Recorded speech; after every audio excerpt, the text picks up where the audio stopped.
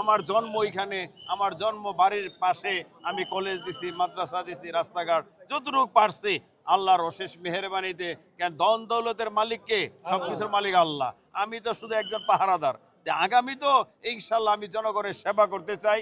জনগণের ম্যান্ডেটের মাধ্যমে এই সংসদে গেলে অবশ্যই আমি যেসব কর্মসূচি দিয়েছি, মুন্সিগঞ্জ জায়গায় কোনো নেশা থাকবে না, কোনো সন্ত্রাস থাকবে না, কোনো চাঁদাবাজি থাকবে না, এবং এইখানে একটা হসপিটাল অবশ্যই বেশি প্রয়োজন, এই একটি হসপিটাল করা হবে।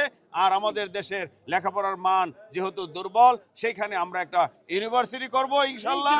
আর আমাদের যুবকরা বিদেশে যায় বেকার সমস্যা দূর করার জন্য, সেইখানে অবশ্যই একটা ট্রেনিং সেন্টার করা হবে, যেই ট্রেনিং সেন্টারের মাধ্যমে আমাদের যুবকরা বিভিন্ন ধরনের টেকনিক্যাল কাজ শিখতে পারে।